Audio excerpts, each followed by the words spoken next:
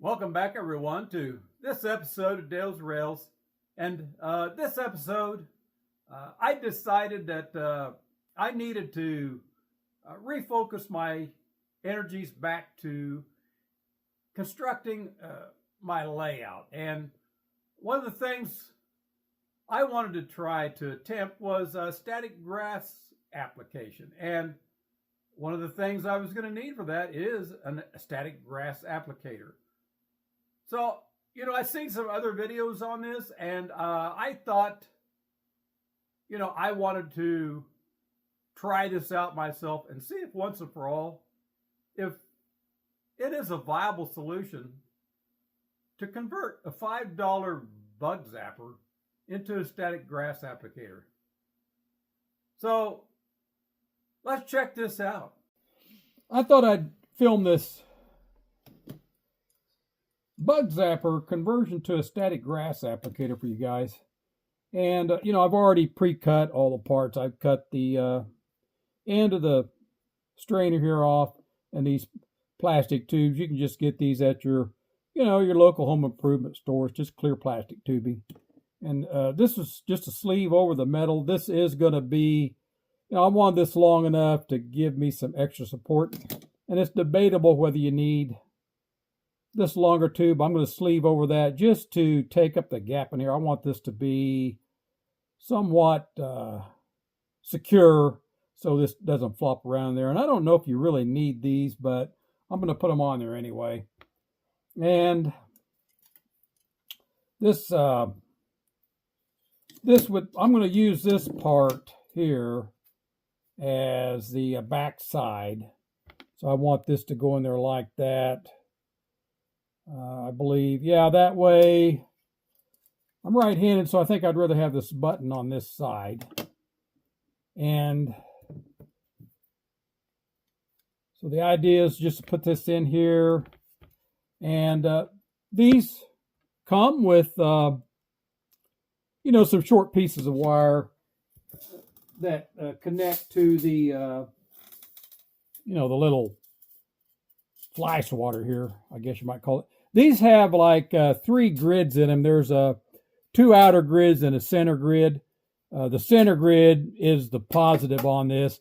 And then it has 2 yellow wires, one for each of the negative grid here on that. So what I did, I just eliminated those wires off of here. It didn't make any sense just to splice them. I just found some new wire to put on here and just desoldered the old wire that was on here. Rather than splice a little piece on there, I just put all new wire back to the board. And so this will go in here like this. And, I think for me, just to get a better idea here, it might be better to do it this way. I'll put those in there like that. These pieces here, you can see how that's going to go down in under the board. That's why these need to be insulated. I don't want that shorting out. And I need to leave these sticking out maybe enough here for these tubes to clear these posts back here where your screws go in. Is what I'm going to do on this one. And slide that back in there. And then that way I can lay these wires here. I think for now I'm just going to pull these down just because I've got these 2 here, 2 posts here and that 1 post in the middle. So that way I can straddle. I can lay that in between those, straddle that one. And I'm just going to let the all the wires come out the end here. Save me drilling any holes in. That way, if I take this back apart, I don't need to pull, wires out of the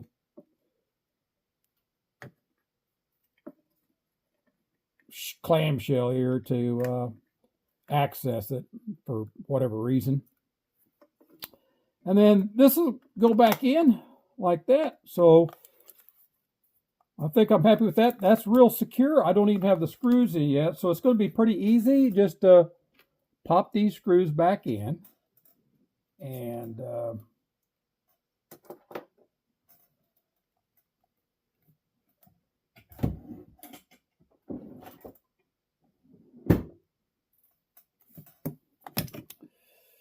Hold on a minute, guys. I got to find a screwdriver. Well, I found my screwdriver, so before I forget here, I'm glad I got sidetracked a little bit, but I forgot to put my little button. It just sits in there loose. There's nothing to hold it really in except for these slots on two halves of these this clamshell here.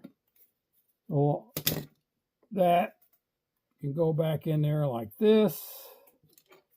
And then I can put the clamshell, other half of the clamshell back on. Then I've cut these to kind of be short of these posts where the screws come in. You know, you could probably make that look a little nicer if you cut slots in that tube. So rather than do that, I just decided to leave them short. So that's going to go back like that. And then it's just a matter of screwing these two halves of the clamshell back together. That'll be pretty easy.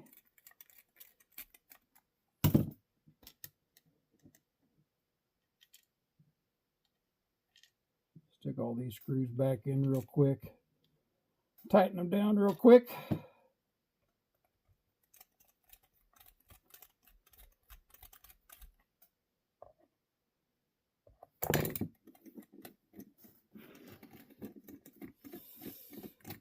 I think there was these 5 screws.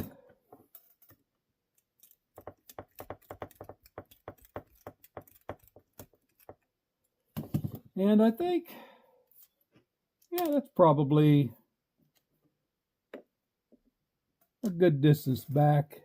I think that, yeah, that's about right, because this had a little angled bend in it, so it's got that bend just past that, so I think that's gonna be fine. It's kind of long, but I don't think it's going to be that bad. So there's my button back in. Yeah, I don't think that's real secure, so that turned out really good. The more I tighten this down, the tighter that's just going to get. So it's kind of optional if you want to, want to sleeve that with the larger tube over the smaller. I don't know if you really need to do that. It just gives it very good stability that way. So I think it's a good idea. The other thing I'm probably going to do, just because I'm kind of concerned about all this exposed metal, I'm just going to cut some of this tubing here, this clear plastic tubing I bought, and then I'm just going to slit it and just snap it around these edges on each side. Just cut a couple pieces, and that way it kind of gives me a little protection here. I think would be a good idea. Because I don't know if I explained. I think these are. These said they were 800 volts. So that's going to get your attention if it zaps you. So it's not something it's going to be that fun. It's not something you got to really be too concerned about causing serious damage to you, but you certainly don't want to do it more than once. And then, I cut this wire kind of long. The hardest thing on this was just trying to get this solder to stick to this metal anywhere on this metal. I finally was able to do a little bit of sanding, and I used some flux, and finally got it to stick here. I believe. I'm still not sure if it's. It seems to be staying there. So it just really was hard to solder to that. So I'm not sure what this is made out of. It could be stainless steel, possibly, or something solder doesn't like to stick to. I'm just going to cut this off a little bit longer, and I can just shove in the rest of it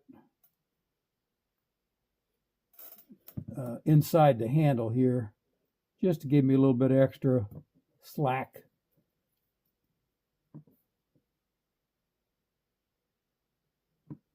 I can figure out the right size. There we go. All right.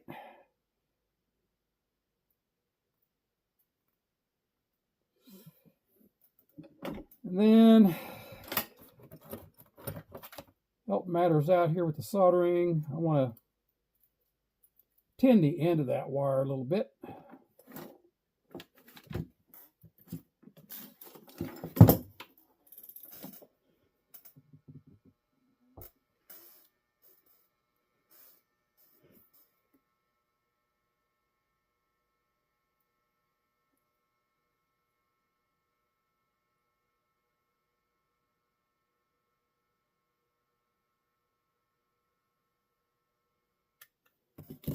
Okay, so that's tinned in there.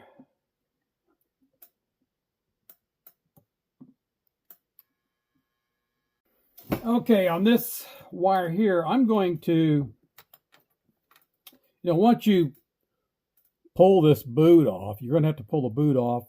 There is a little screw here. I'm not sure if I'm going to solder this on there or not. I'll see, but these boots are kind of a booger to get back on once you pull these off. So what you're going to do is want to put your boot on first.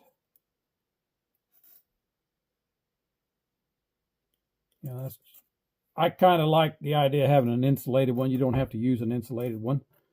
And then I use stranded just because I want the flexibility of stranding, but one problem with stranded wire is, well, it's not the most ideal wire to use if you're going to screw wrap like this. So, I'm going to strip this off and then just put a little bit of solder on here. Go ahead and then that way I'm going to have a much easier time at screw wrapping this around the screw and getting it to stay.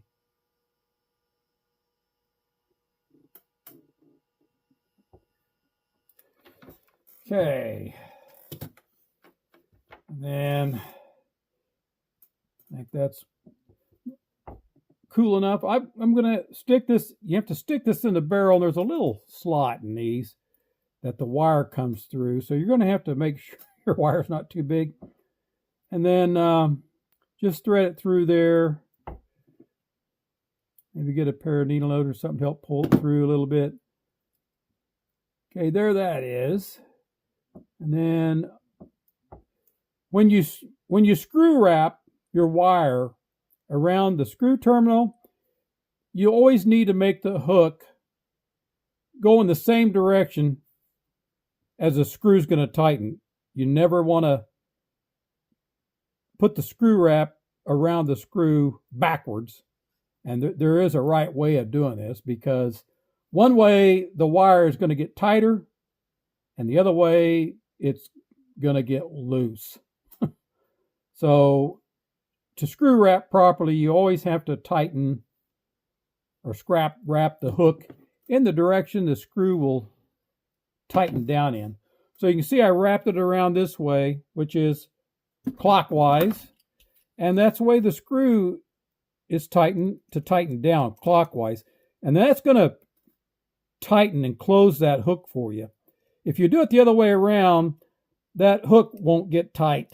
It's really important if you're doing electrical outlets that way. You don't want to tighten those incorrectly. And then I find it easier if you just, this boot's really can be hard to get back on. So I just put something in the jaw just to hold this end down, because it's very hard for me to get these back on, trying to pinch that down and hold it long enough to get this boot back on. So just put something in the jaw of that, and then that boot will go on real easy. And then and then just like that, you got your boot back on. Okay, I think this thing's ready. It'll be interesting to see how effective this is. So I don't know if it's going to be all that effective, but because I don't really know what the ideal wattage would be, or voltage would be, I guess. This claims it produces 800 volts. So, you know, it's not enough that you have to be really concerned of getting electrocuted on it, but it's going to hurt you bad if it shocks you. I mean, it'll get your attention. So I got it appears to be working. Remains to be seen how effective this is. So I'll have to try this out and see how well it's going to be. So now I got me a static grass applicator. Kind of need a spot here. You know, maybe this little bottle opener would be a good place for clip storage. Or I don't know that I'd want to clip this to here, because if you hit that button, it's not going to be pretty. All right, so I'm just going to try this out on the layout at some other time. I'm not going to try it right now, just to see how effective this is.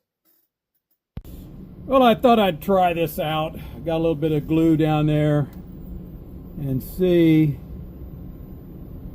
Yeah, you guys, you can see it's picking that up. You got to get pretty close to it. So, you know, this is 12 mil. I think the key here would be to start with 2 and then kind of work your way up. I think that's the way you do it with a regular static grass applicator anyway. But I got to be pretty close to the surface.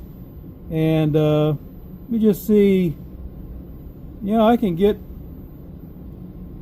pretty far from the probe here, and it's still staying it up. So, you know, it's going to be somewhat a slow process, but you know, I think it's going to be better than rubbing a balloon on my head. So, yeah, I think it may work. Just to give you guys an idea of what I'm looking to do here, I've got scenery material to do in all these areas here, just a little bit of this and that in each area. You know, mainly some, ground foam, static grass, and various degrees of, earth or barren earth. There'll be kind of a mixture for me here, kind of like in these areas over here. I kind of like that look. It looks a little bit more natural to kind of have a mixture. You know, this is something that I tried here in this area, and I'm not really pleased. I want this to look more like a more manicured area, lawn type look. And this is the old, I'm going to guess it's indoor-outdoor carpet that you can buy at your your home improvement stores. They have there a lot of times.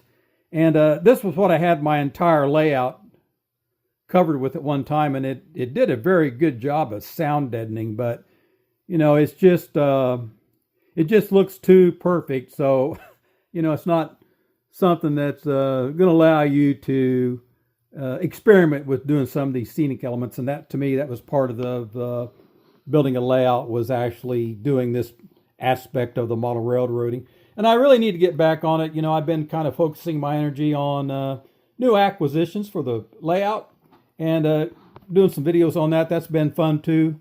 I'm not sure how many more of those videos I'll be doing here in the near future, but I'll still probably do those every once in a while, because I know this is going to take a concerted effort to be focusing my energy on doing the scenery elements on this. Maybe I can film some of this too if you guys are interested. I'm not sure how much of it's going to be that interesting to film, to watch, but I'll be sure and share whatever I can. And this area here, I actually just, to do another video last year around winter, I just decided to paint these roads in place. I've got to do my road bed here yet and everything. This is just paint. This is not finished, but This is really probably not a bad idea. It kind of really gives you a good idea. I don't know why I didn't think of this before. I guess because it just seems like you're wasting paint. But, and this is something that will give you a kind of a footprint of an outline of where to follow for the permanent road bed. So it's probably not a bad idea to do just from that aspect. But, like I say, it does waste a little bit of paint, but it's really not that big a deal because it didn't really take that much paint, believe it or not.